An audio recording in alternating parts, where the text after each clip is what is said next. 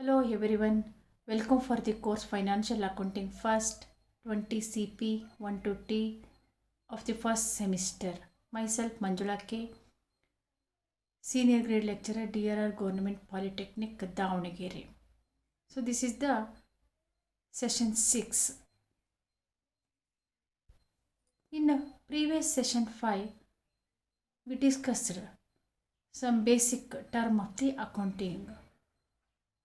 They are entity, business transaction, cash transaction, credit transaction, goods, purchase, sales, purchase return, sales returns. I think you got lot of information regarding this basic term. Next one is the contents of this session. They are, first one is the stock, opening stock, closing stock, debtors, creditors, solvent, insolvent, assets, liabilities, equity, capital, drawings. These are the most important basic terms that should be used in accounting. Learning objectives of this course. The students can get the basic knowledge of the financial accounting, familiarizing with the basic term of the accounting, familiarize with the methods of the recording various business transactions, acquire the necessary skill to maintain the various books of accounts from this course. Let me move for the first basic term of this session, sixth session. First one is the stock ಅಂತ ಹೇಳ್ಬೋದು. What is the stock? Stock refers to the any unsold goods. Unsold goods. Goods means commodity, things, anyone. Okay, things, articles, etc. Held by the business is called as the stocks ಅಂತ ಹೇಳ್ತೀವಿ. Stock ಅಂದರೆ ಏನು? ಯಾವುದೇ commodity ಮಾರಾಟ ಮಾಡದೆ ಹಾಗೆ ಉಳಿದಿದ್ರೆ ಅದನ್ನು ನಾವೇನು ಹೇಳ್ತೀವಿ? ಸ್ಟಾಕ್ ಅಂತ ಹೇಳ್ತೀವಿ. ಯಾವುದಾದ್ರೂ ಕಮಾಡಿಟಿ ಆಗಿರ್ಬೋದು, ಆರ್ಟಿಕಲ್ಸ್ ಆಗಿರ್ಬೋದು, ಥಿಂಗ್ಸ್ ಆಗಿರ್ಬೋದು, ಪ್ರಾಡಕ್ಟ್ಸ್ ಆಗಿರ್ಬೋದು, ಯಾವುದೇ ಆಗಿದ್ದು ಮಾರಾಟ ಆಗದೇ ಇರುವಂತಹ ಎಲ್ಲ ಥರದ ಗೂಡ್ಸನ್ನು ನಾವೇನು ಹೇಳ್ತೀವಿ? ಸ್ಟಾಕ್ ಅಂತ ಹೇಳ್ತೀವಿ. Held in a business. Stock refers to the unsold goods held by the business. It may be raw materials. Goods ಯಾವುದಾದ್ರಾಗಿರ್ಬೋದು, ಹೇಳ್ದಂಗೆ ಕಮೋಡಿಟಿ ಆಗಿರ್ಬೋದು, ಥಿಂಗ್ಸ್ ಆಗಿರ್ಬೋದು, ಪ್ರಾಡಕ್ಟ್ ಆಗಿರ್ಬೋದು, ರಾ ಮೆಟೀರಿಯಲ್ಸ್ ಆಗಿರ್ಬೋದು, ಸೆಮಿ ಫಿನಿಶ್ಡ್ ಗುಡ್ಸ್ ಆಗಿರ್ಬೋದು, ಫಿನಿಶ್ಡ್ ಗುಡ್ಸ್ ಯಾವುದಾದ್ರೂ ಆಗಿರ್ಬೋದು ಸ್ಟಾಕ್ ಅಂತ. Again stock may be opening stock and closing stock. Opening stock ಅಂದರೆ ಏನು? Stock held in the business at the beginning of the accounting year. Stock at the beginning of A financial year is called as the opening stock. ವರ್ಷದ ಮೊದಲ, ಈಗ for example ಒಂದು provision store ಇದೆ ಅಂದ್ಕೊಳ್ಳಿ. ಆ owner ಬಾಗಿಲು ತೆಗೆದ ತಕ್ಷಣ ಫಸ್ಟ್ ಬೆಳಿಗ್ಗೆ ಬಂದ ತಕ್ಷಣ ಚೆಕ್ ಮಾಡ್ತಾನೆ ತನ್ನ ಅಂಗಡಿಯಲ್ಲಿ ಎಷ್ಟು ಸ್ಟಾಕ್ ಇದೆ. ಬೆಳಿಗ್ಗೆ ಬಂದ ತಕ್ಷಣ ಎಷ್ಟು ಸ್ಟಾಕ್ ಇದೆ ಅಂತ ಚೆಕ್ ಮಾಡ್ತಾನೆ. Stock means A goods in the morning. ಬೆಳಿಗ್ಗೆ ಎಷ್ಟು ಗೂಡ್ಸ್ ಇದೆ, ನನ್ನ ಅಂಗಡಿಯಲ್ಲಿ ಇವತ್ತು ಎಷ್ಟು ಗೂಡ್ಸ್ ಇದೆ, ಬೆಳಿಗ್ಗೆ ಎಷ್ಟಿದೆ ಅನ್ನೋದನ್ನು ಚೆಕ್ ಮಾಡ್ತೀನಿ, ಅದನ್ನು ಬರೆದಿಟ್ಕೊಳ್ತೀನಿ. The goods at the beginning of the morning is the opening stock to that proprietor of the sole trading concern. ಹಾಗೆ ಒಂದು ದೊಡ್ಡ ದೊಡ್ಡ ಕಂಪನಿಯಲ್ಲಿ ದಿನನಿತ್ಯ ಅವ್ರು ಚೆಕ್ ಮಾಡಲ್ಲ. ಫೈನಾನ್ಷಿಯಲ್ ಇಯರಿನ ಮೊದಲನೆಯ ಸ್ಟಾರ್ಟಿಂಗಲ್ಲಿ ಫೈನಾನ್ಷಿಯಲ್ ಇಯರನ್ನು ಮೊದಲನೆಯ ತಿಂಗಳ ಮೊದಲನೆಯ ದಿನದಲ್ಲಿ ಮತ್ತು ಫೈನಾನ್ಷಿಯಲ್ ಇಯರಿನ ಕೊನೆಯ ತಿಂಗಳ ಕೊನೆಯ ಡೇಟಿನಲ್ಲಿ ಅವ್ರು ಏನು ಮಾಡ್ತಾರೆ? ಸ್ಟಾಕನ್ನು ಅವ್ರೇನು ಮಾಡ್ತಾರೆ? ಚೆಕ್ ಮಾಡ್ತಾರೆ, ಫೈಂಡ್ ಔಟ್ ಮಾಡ್ತಾರೆ. ಓಪನಿಂಗ್ ವರ್ಷದ ಮೊದಲಲ್ಲಿ ಎಷ್ಟು ಸ್ಟಾಕ್ ಇದೆ, ವರ್ಷದ ಕೊನೆಯಲ್ಲಿ ಎಷ್ಟಿದೆ ಅಂತ. The stock at the beginning of the accounting year is called as the opening stock ಅಂತ ಹೇಳ್ತೀವಿ. Next closing stock. Stock held in the business at the end of the accounting period is called as the closing stock. ವರ್ಷದ ಕೊನೆಗೆ ಎಷ್ಟು ಉಳಿದಿದೆ ಅನ್ನೋದನ್ನು ನಾವೇನು ಹೇಳ್ತೀವಿ? Closing stock ಅಂತ ಹೇಳ್ತೀವಿ. ಈ ಸೋಲ್ ಟ್ರೇಡರ್ ಬೆಳಿಗ್ಗೆ ಬಂದ ತಕ್ಷಣ ಸ್ಟಾಕ್ ಚೆಕ್ ಮಾಡ್ತಾನೆ, ಗೂಡ್ಸ್ ಎಷ್ಟಿದೆ ಅಂತ ಚೆಕ್ ಮಾಡ್ತಾನೆ, ಮನೆಗೆ ಹೋಗ್ಬೇಕಾದ್ರೆ ಮತ್ತೆ ಚೆಕ್ ಮಾಡ್ತಾನೆ ಎಷ್ಟು ಉಳಿದಿದೆ ಅನ್ನೋದು. ಈ ರೀತಿ ಬೆಳಿಗ್ಗೆ ಬಂದು ಚೆಕ್ ಮಾಡಿ ಬರೆದಿಡುವಂತಹ ಗೂಡ್ಸಿಗೆ ಓಪನಿಂಗ್ ಸ್ಟಾಕ್ ಅಂತ ಹೇಳ್ತೀವಿ. ಅಂಗಡಿ ಕ್ಲೋಸ್ ಮಾಡ್ಕೊಂಡು ಹೋಗ್ಬೇಕಾದ್ರೆ ನೋಡ್ತಾನೆ ಎಷ್ಟು ಸ್ಟಾಕ್ ಇದೆ ಅಂತೇಳಿ ನೋಡ್ತಾನೆ. ಅದು stock at the end of the evening. Okay, that is called as A closing stock. Both are most important. Next one is the debtor ಅಂತ ಹೇಳ್ತೀವಿ. Debtor is A person. Debtor is a person who owes any amount to the another person, or who owes the money to the business, is called as the debtor. So in a business, debtor, customer is always called as the debtor ಅಂತ ಹೇಳ್ತೀವಿ. ಯಾರು ಬಿಸ್ನೆಸ್ಸಿಗೆ ದುಡ್ಡನ್ನು ಕೊಡಬೇಕಾಗಿದೆಯೋ ಅವರನ್ನು ನಾವೇನು ಹೇಳ್ತೀವಿ, debtor ಅಂತ ಹೇಳ್ತೀವಿ. Okay, ಯಾರು ಕೊಡಬೇಕಾಗುತ್ತೆ? ಸಾಮಾನ್ಯವಾಗಿ whenever the goods are sold to the customer on credit. Okay, ನಾವು ಕ್ರೆಡಿಟಲ್ಲಿ ಗೂಡ್ಸನ್ನು ಮಾರಾಟ ಮಾಡಿದಾಗ customer becomes the debtor. The customer has to pay. The customer owes the money to the business. The customer has to pay the sum of money to the business. Okay, the customer owes the money because he received some benefit, he received goods from the business. Okay, ಹಾಗಾಗಿ ಕಸ್ಟಮರನ್ನು ನಾವೇನು ಹೇಳ್ತೀವಿ, debtor ಅಂತ ಹೇಳ್ತೀವಿ. So debtor is the asset. ದುಡ್ಡನ್ನು ಕೊಡಬೇಕು. Debtor is always the asset to the business. ಡೆಟಾರನ್ನು ಯಾವಾಗಲೂ ಅದು ಅಸೆಟ್ ಆಗಿರುತ್ತೆ. ಅಮೌಂಟಿಗೆ ಬಿಸ್ನೆಸ್ಸಿಗೆ ಅಮೌಂಟ್ ಬರಬೇಕಾಗಿರೋದ್ರಿಂದ a debtor constitute asset to a business. Okay, next one is the creditor. Who is a creditor? Creditor ಅಂದರೆ ಯಾರು? Creditor is also a person to whom the business owes the money, to whom the business has to pay the sum of money. ಬಿಸ್ನೆಸ್ಸಲ್ಲಿ ಯಾರಿಗಿದು ಅದ್ರ ದುಡ್ಡು ಕೊಡಬೇಕಾಗಿದ್ದರೆ ಆ person ನಾವೇನು ಹೇಳ್ತೀವಿ, creditor ಅಂತ ಹೇಳ್ತೀವಿ. ಬಿಸ್ನೆಸ್ಸಿಗೆ ಯಾರಾದರೂ ದುಡ್ಡು ಕೊಡಬೇಕಾಗಿದ್ದರೆ ಆ ಪರ್ಸನನ್ನು ನಾವು ಡೆಟಾರ್ಸ್ ಅಂತ ಹೇಳ್ತೀವಿ. ನಮ್ಮ ಬಿಸ್ನೆಸ್ಸಿಂದ ನಾವು ಯಾರಿಗಾದರೂ ಪರ್ಸನ್ನಿಗೆ, ಇನ್ಸ್ಟಿಟ್ಯೂಷನ್ನಿಗೆ, ಕಂಪನಿಗೆ ದುಡ್ಡನ್ನು ಕೊಡಬೇಕಾಗಿದ್ದರೆ ಅವ್ರನ್ನೆಲ್ಲ ನಾವೇನು ಹೇಳ್ತೀವಿ, ಕ್ರೆಡಿಟಾರ್ ಅಂತ ಹೇಳ್ತೀವಿ. ಅದೇ ಆ ಕಂಪನಿಯವರು ಪರ್ಸನ್ಸು ಬಿಸ್ನೆಸ್ಗೆ ದುಡ್ಡು ಕೊಡಬೇಕಾಗಿದ್ದರೆ ನಮ್ಮದು ಒಂದು ಬಿಸ್ನೆಸ್ ಇದೆ, ನಮಗೆ ದುಡ್ಡು ಕೊಡಬೇಕಾಗಿದ್ದರೆ ಅವ್ರನ್ನೆಲ್ಲ ಏನು ಹೇಳ್ತೀವಿ, ಡೆಟಾರ್ಸ್ ಅಂತ ಹೇಳ್ತೀವಿ. The business has to give the money in order to receiving the benefit. Okay, so ಬೆನಿಫಿಟನ್ನು ಪಡೆದಿರುತ್ತೆ ಬಿಸ್ನೆಸ್ಸು. ಸೊ ಹಾಗಾಗಿ ದುಡ್ಡನ್ನು ಕೊಡಬೇಕಾಗುತ್ತೆ. Okay, given some benefit from the business. So ಅದು ಬೆನಿಫಿಟನ್ನು ಪಡೆದಿರುತ್ತೆ. ಸೊ ಹಾಗಾಗಿ ಅಮೌಂಟನ್ನು ಪೇ ಮಾಡಬೇಕಾಗುತ್ತೆ. Okay, and a creditor gives the, or in other word, the creditor gives some benefit to the business. So that business has to pay the sum of money to the creditors. The creditors constitute a liability for the business. ಸಾಲ ಕೊಡಬೇಕು ನಾವು, ಯಾಕೆಂದರೆ ನಾವು ಕ್ರೆಡಿಟಲ್ಲಿ ಏನೋ ಒಂದು ಗೂಡ್ಸನ್ನು ಪಡೆದಿರ್ಬೋದು, ಅಥವಾ ಕ್ರೆಡಿಟಲ್ಲಿ ಏನಾದರೂ ಸರ್ವಿಸನ್ನು ಪಡೆದಿರ್ಬೋದು. ಹಾಗಾಗಿ ಆ ಒಂದು ಪರ್ಸನ್ನಿಗೆ ಕೊಡುವಂತಹ ಲಯಬಿಲಿಟಿ ಏನಂತ ಹೇಳ್ತೀವಿ, ಲಯಬಿಲಿಟಿ ಅಂದರೆ ಹೊಣೆ ಆಗಿರುತ್ತೆ. ಹಾಗೆ creditors is always constitute A liability for the business ಅಂತ ಹೇಳ್ಬೋದು. ಓಕೆನಾ? Year creditor is A person whom the business owes the money ಅಂತ ಹೇಳ್ತೀವಿ. Debtor is A person who owes the money to the business. Okay, both are most important. Debtor constitute a asset, creditor constitute a liability. Debtor ಬಿಸ್ನೆಸ್ಸಿಗೆ asset ಆಗುತ್ತೆ, creditor ಬಿಸ್ನೆಸ್ಸಿಗೆ liability ಆಗುತ್ತೆ. ಡೆಟಾರಿಂದ amount ಬರಬೇಕು, ಹಾಗಾಗಿ ಡೆಟಾರನ್ನು asset ಆಗ್ತಾರೆ. Creditor ಅಂದರೆ ಬಿಸ್ನೆಸ್ಸಿಂದ ನಾವು ಆ ಪರ್ಸನಿಗೆ ಅಮೌಂಟನ್ನು ಕೊಡಬೇಕಾಗಿರುತ್ತೆ, ಹಾಗಾಗಿ ಅದು ಹೊಣೆ ಆಗಿರುತ್ತೆ. ಇಟ್ ಈಸ್ ಎ ಲಯಬಿಲಿಟಿ ಅಂತ ಹೇಳ್ತೀವಿ. Next one is the solvent. Solvent. Who is the solvent? Solvent is also a person whose assets are equal,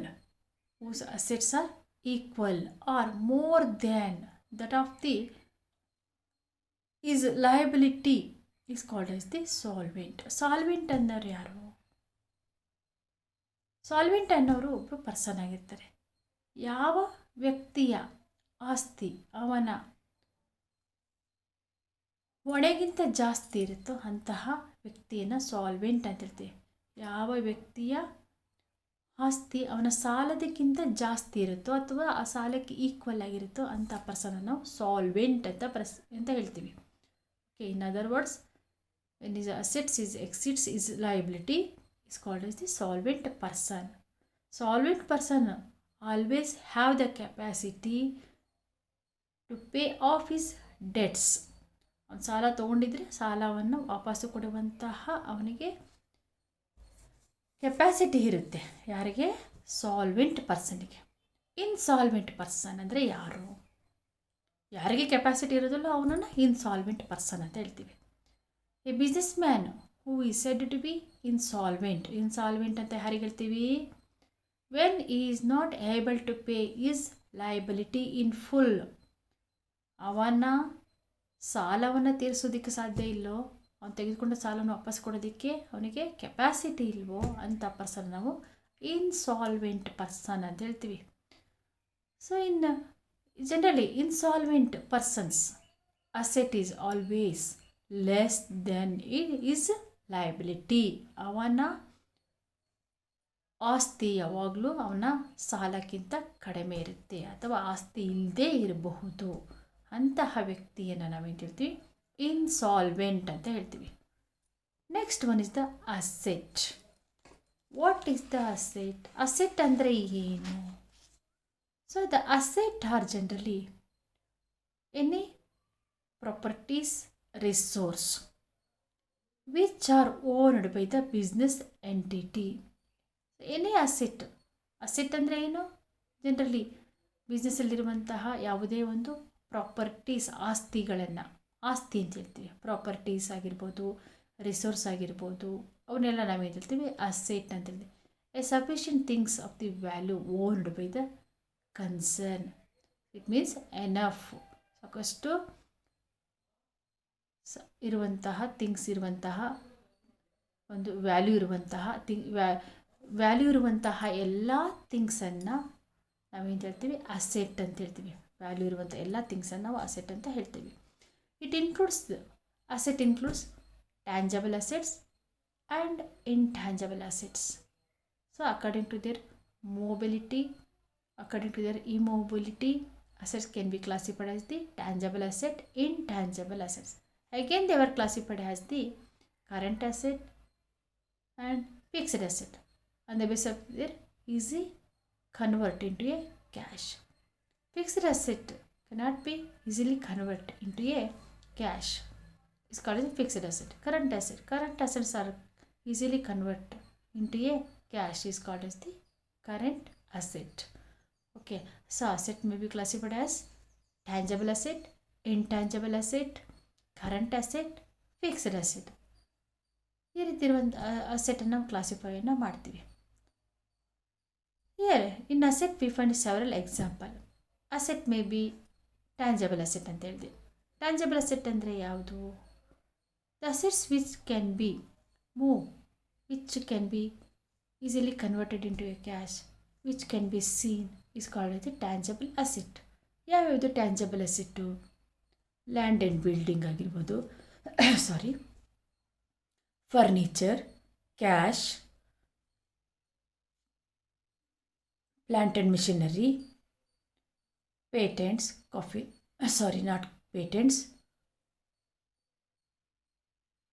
vehicle, etceteras are the tangible asset.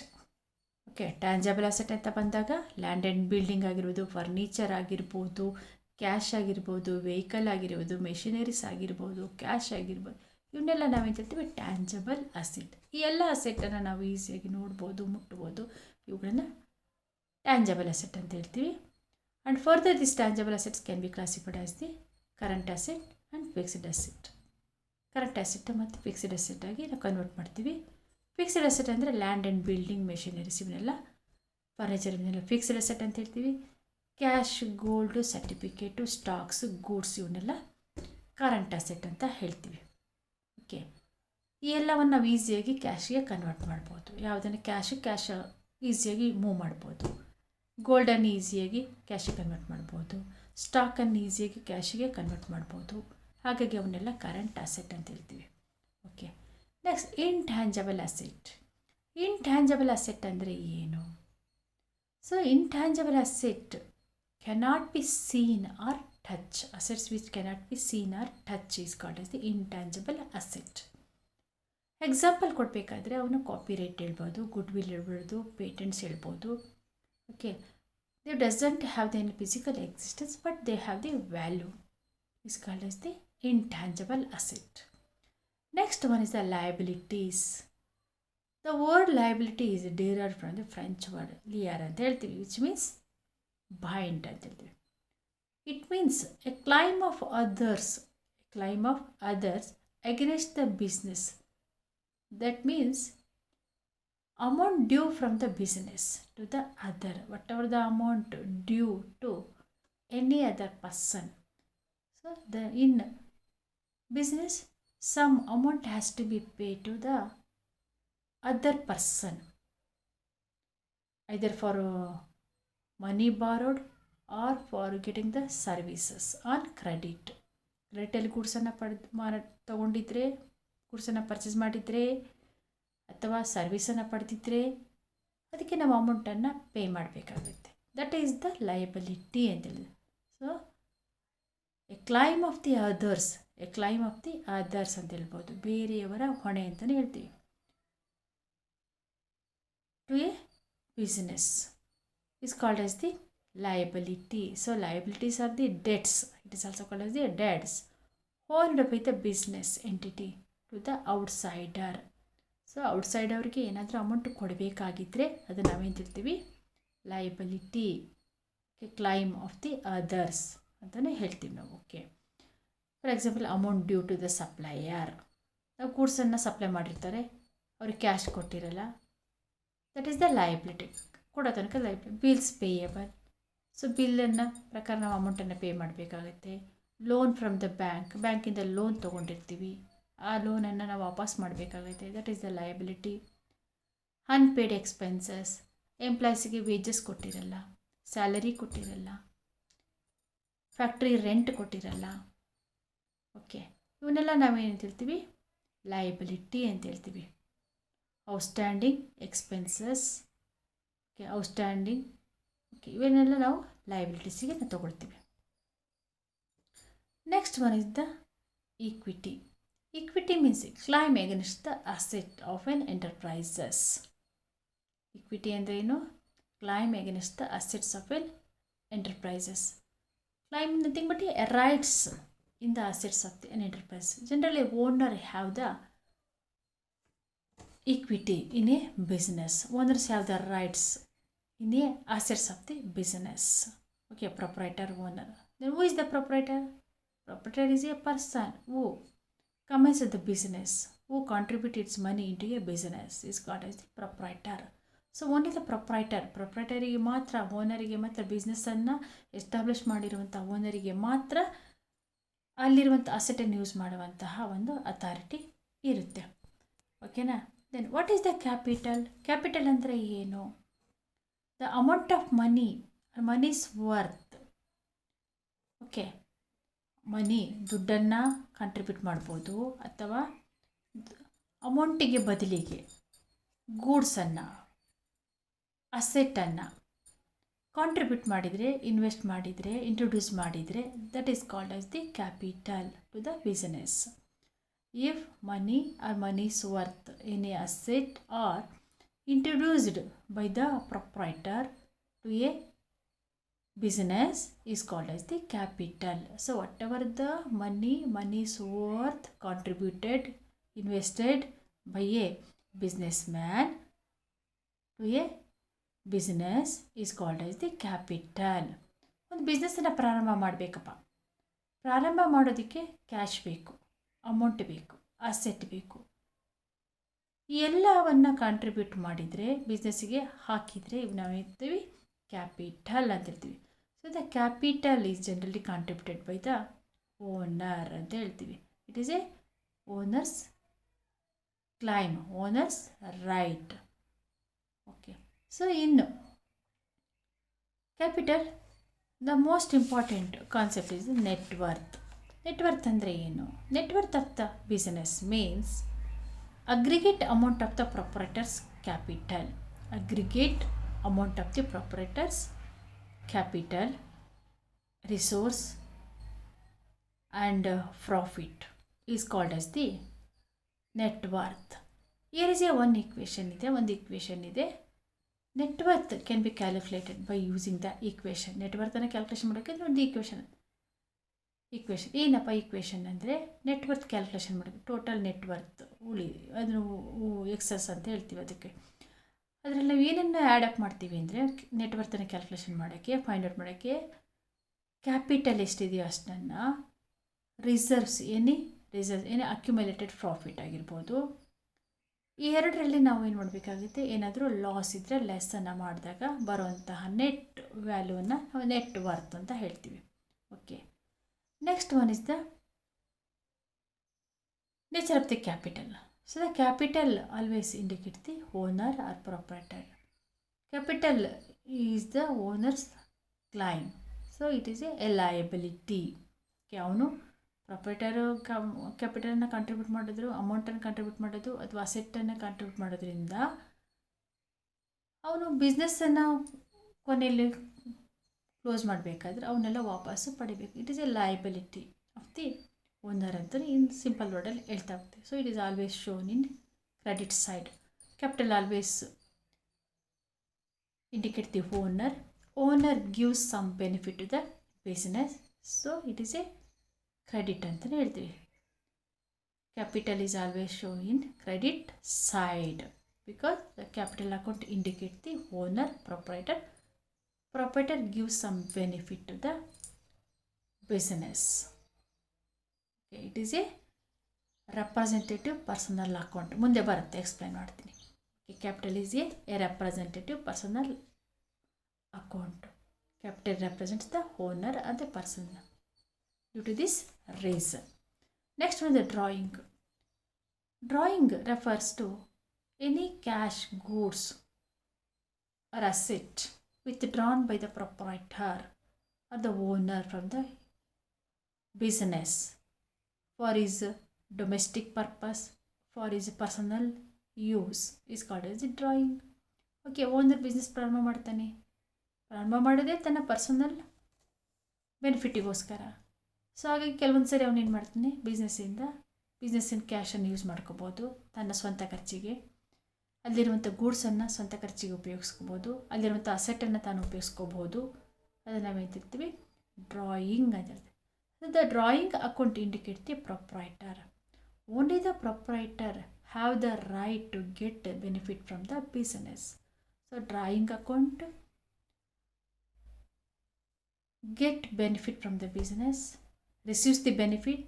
It means drawing account receives the benefit, capital account gives the benefit. Capital account gives the benefit to the business, drawing account receives the benefit from the business. ಹಾಗಾಗಿ capital account credit ಆಗುತ್ತೆ, drawing account debit ಆಗುತ್ತೆ. Okay, next last concept is the MCQ question on this session topic. First one, a person who owes money to a business is called as. The person who owes money to a business is called as. ಯಾರು? Answer is a debtor, creditor, bank, ಅಥವಾ none of the above. Which one is the right answer? The debtors ಅಂತ ಹೇಳ್ಬೋದು. A is the right answer. Next, a person to whom the business owes the money is called as the debtor, creditor, bank, or none. Is a creditor. Next one is the when a person is not able to pay his liability in full is called as. ಯಾರಿಗೆ ಒಂದು capacity ಇಲ್ಲಲ್ಲ, ಸಾಲವನ್ನು ತೀರಿಸುವಂಥ capacity ಯಾರಿಗಿಲ್ಲ, ಡೆಟಾರ್ಗೋ, ಕ್ರೆಡಿಟರ್ಗೋ, ಇನ್ಸಾಲ್ವೆಂಟ್ಗೋ, none of the above, insolvent. Next questions. ಯಾವ ಬರ್ಬೋದು questions? Write the meaning of debtors ಕೇಳ್ಬೋದು, creditors ಕೇಳ್ಬೋದು, write the meaning of capital ಕೇಳ್ಬೋದು, ಡ್ರಾಯಿಂಗ್ಸ್ ಕೇಳ್ಬೋದು, write the meaning of asset and liabilities ಕೇಳ್ಬೋದು. So these are the questions. Next, session outcomes. At the end of the course, student will be able to understand the basic knowledge of the accountancy, understand the knowledge of the maintenance of the books of accounts. Book for the reference. Here we find several books: B.S. Raman, Kadakol, Pre-University Education Book, Reddy and Appannaya, T.B. Raju, Sheshaya Murthy, NCERT books for the of the CBSE syllabus, or you may get more information from the open software website like Swayam, Moose, etc. I think you got lot of information from this session. So in next session we have to discuss